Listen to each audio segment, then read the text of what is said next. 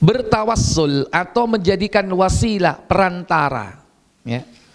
Ada yang sifatnya syirki, ada yang syar'i. Yang syirki yaitu menjadikan perantara orang yang sudah mati untuk beribadah kepada Allah. Beribadah kepada Allah, mendekatkan diri kepada Allah, taqarrub ilallah melalui perantara orang yang sudah mati. Sekalipun orang alim, jangankan orang alim, wali, nabi sendiri nggak boleh dijadikan perantara, wasilah untuk mendekatkan diri kepada Allah. Contoh, ketika terjadi huru-hara di zaman para sahabat, mereka tidak ada yang bertawassul mendatangi kuburan Nabi, mengadukan keadaannya,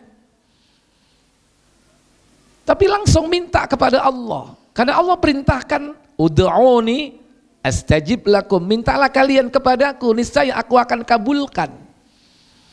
Nggak perlu melalui Rasulullah datang ke kubur Nabi, ya Rasul, aghisna, tolong kami wahai Rasul, keadaan sekarang ini susah, mintakan kepada Allah wahai Rasul. Ini syirik seperti ini. Minta langsung kepada Allah, jangan ke Nabi, walaupun alasannya sebagai wasilah, perantara, ya. Karena hal itu tidak pernah dilakukan oleh para sahabat Nabi. Karena mereka faham, tahu bahwa seperti itu adalah bentuk syirik. Nah, ini contoh tawassul yang syirkiyah. Jangankan wali, Nabi saja nggak boleh diberlakukan sebagai wasilah. Minta langsung kepada Allah. Rata-rata mereka terkena subhat bahwa Nabi itu masih hidup di sisi Allah. Memang ada dalil menyebutkan bahwa setiap solawat yang disampaikan kepada Nabi, Allah mengembalikan ruh Nabi. Untuk apa? Menjawab salam dan solawat umatnya. Beliau jawab itu setiap solawat kita kepada beliau. Karena Allah mengembalikan ruh beliau. Tapi jangan dengan analogi. Lantas kalau kita menganggap Rasulullah dikembalikan ruhnya, kita bisa mendekatkan diri kepada Allah melalui beliau dengan cara meminta atau menjadikan wasilah, perantara. Tidak ada dalilnya. Sahabat Abu Bakar tidak pernah melakukan seperti itu. Ketika terjadi masalah dalam kehidupan mereka, Umar bin Khattab demikian. Apalagi zaman fitnah, zaman setelah Umar bin Khattab, yakni pada zaman Utsman ibn Affan, Ali bin Abi Thalib, sudah mulai muncul fitnah, muncul pemberontak, muncul kelompok sesat Qadariyah, terjadi peperangan antar kaum mukminin, kaum muslimin, ada perang Siffin, ada perang Jamal, ya kan? Tapi tidak pernah para sahabat mengadu, datang ke makam Nabi, mengadukan hal itu kepada beliau untuk diselesaikan masalahnya. Kalau seandainya ada, pasti ada di dalam Asarus Sahabah dan tentu sampai kepada kita. Tapi kenyataannya tidak ada. Ya. Kemudian tawassul yang syar'i. Ada beberapa bentuk tawassul yang syar'i. Yang pertama, yaitu bertawassul dengan amal soleh kita yang sudah kita kerjakan. Kita minta kepada Allah supaya dikeluarkan dari permasalahan hidup kita dengan berdoa, menyebut amal soleh yang dulu pernah kita lakukan. Dan itu syar'i, sebagaimana yang disampaikan hadisnya oleh Nabi tentang 3 orang laki-laki yang berteduh di dalam sebuah goa.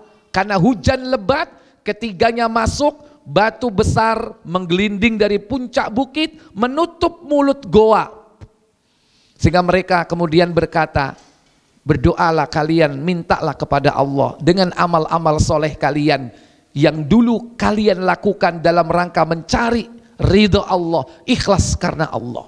Berdoalah, semoga dengan amal soleh itu kalian akan diberi jalan keluar.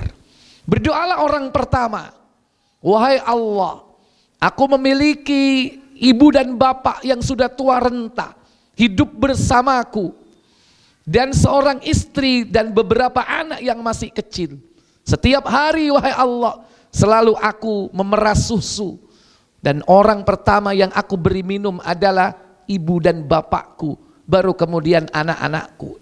Suatu hari wahai Allah, aku terlambat pulang dari mencari kayu bakar. Setelah itu aku sampai di rumah seperti biasa memerah susu terlebih dahulu, dan kubawakan kepada ibu dan bapakku. Ternyata mereka sudah tidur lelap. Tak sampai hati aku membangunkannya, dan aku terus dalam keadaan seperti itu menunggu sampai beliau bangun sampai pagi hari. Sementara anakku di bawah kakiku menangis minta susu. Aku tidak akan memberikan susu itu kepada anak-anakku sebelum ibu bapakku meminum terlebih dahulu. Wahai Allah, kalau sekiranya kau ridhoi amalku ini, bukakan pintu goa atau batu itu sedikit agar kami dapat melihat langit. Ternyata dikabulkan oleh Allah. Bergeserlah batu itu sedikit, tapi mereka belum bisa keluar. Keluarnya setelah apa? Orang kedua berdoa tentang bagaimana dia mampu menahan dirinya dari nafsu syahwatnya, enggak jadi berzina, padahal wes siap eksekusi. Siap wesan. Yang ketiga, orang yang mengelola dana, pegawainya yang tidak mengambil upahnya, ditinggal pergi upahnya. Lantas upah ini dikelola sampai menjadi hewan ternak sebanyak lembah. Ada kambing, ada sapi, hewan ternak, dan juga pegawai-pegawainya itu dari upahnya. Begitu orang ini datang, itu loh upahmu, PNKB. Sampean ya apa kira-kira? Halo, keluwekmu biyen. Tapi orang ini tidak. Ternyata semua itu dari upahnya. Kaget orang ini, kono cok ngenyek aku. Loh iya, saya ini betul, semua itu dari hasil upahmu, dibawa semua Pak. Hebat nggak amalan seperti ini? Hebat-hebat nggak semua ini? Hebat. Nah, itu kita jadikan sebagai sarana untuk bertawassul kepada Allah. Yang kedua, ya, ad-du'a bitawassul, berdoa dengan wasilah, bertawassul dengan apa? Asmaul Husna. Dalilnya surah Al-A'raf ayat 180. Walillahil asmaul husna fad'uhu biha. Dan Allah memiliki nama-nama yang baik, maka berdoalah dengan asmaul husna itu. Makanya kita harus bertawassul kalau berdoa, sebut nama Allah. Bagaimana caranya? Sebut nama Allah, kemudian rangkai dengan doa. Contoh, minta rizki, ya Razzaq, ya kan?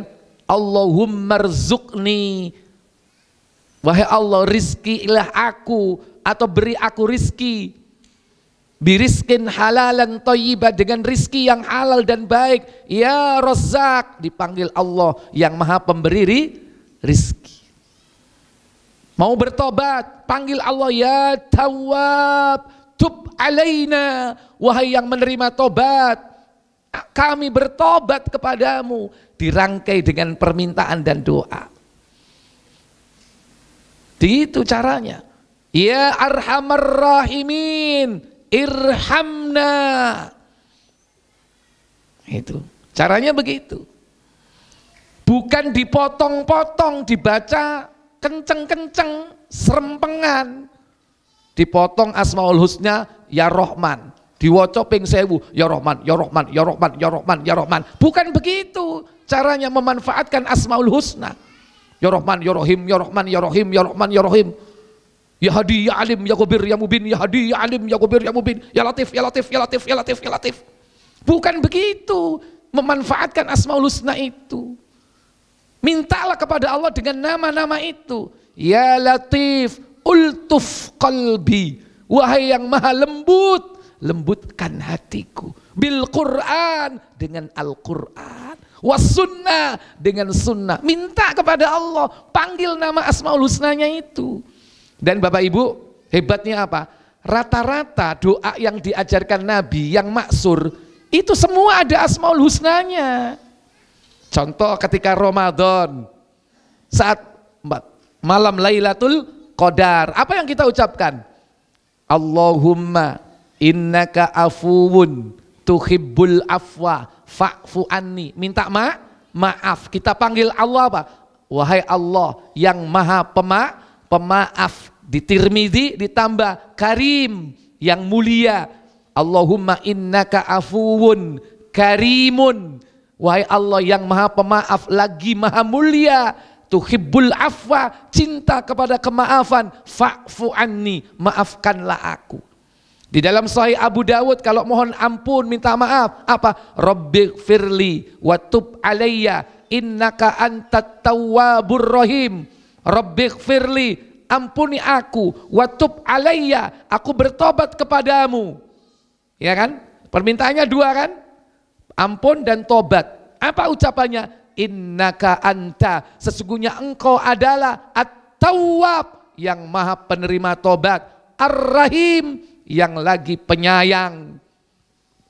Dalam Sahih Tirmidzi belakangnya beda, bukan at-tawwab ar-rahim, tapi at-tawwabul ghafur, yang menerima tobat dan maha pengampun. Jadi Asmaul Husna itu dibaca, dimanfaatkan, dirangkai dengan doa. Bukan dibaca dipotong-potong, dihitungi sekian kali, ratus ribu. Lantas dibaca cepat-cepat, bukan begitu. Cara mengamalkannya rangkai dengan doa. Makanya kalimat sesudahnya Al-A'raf 180. وَذَرُوا الَّذِينَ يُلْحِدُونَ فِي أَسْمَائِهِ. Dan tinggalkan orang-orang yang menyimpang di dalam membaca nama-namanya. Itu peringatan. Ya, jadi yang kedua. Yang ketiga, tawassul, yaitu bidu'ail alim. Mengambil perantara doanya orang alim. Yang bagaimana? Yang hadir. Artinya yang apa? Yang masih hidup. Boleh. Ono wong alim, ono wong berilmu, ahli ibadah, kita datangi, Pak Ustadz, Pak Kiai, tolong Pak Kiai doakan anak saya, besok anak saya ini mau ujian, doakan. Boleh nggak minta seperti itu? Itu namanya bertawassul. Menjadikan orang alim ini perantara supaya dia berdoa kepada Allah dengan catatan dia masih hidup. Boleh nggak? Boleh. Dan itulah yang terjadi di masa sahabat ketika terjadi paceklik, tidak turun hujan sampai sekian bulan di zaman sahabat. Apa yang dilakukan? Para sahabat datang kepada Al-Abbas, paman Rasul Shallallahu Alaihi Wasallam. Untuk apa? Agar beliau berdoa supaya diturunkan hujan. Dan berdoalah paman beliau Abbas bin Abdul Muthalib, dan tidak lama atas izin Allah turunlah hujan. Silakan, tapi orangnya harus masih hidup. Tapi kalau sudah mati, ya ini yang tidak ada tuntunan dari Nabi kita Muhammad Sallallahu Alaihi Wasallam.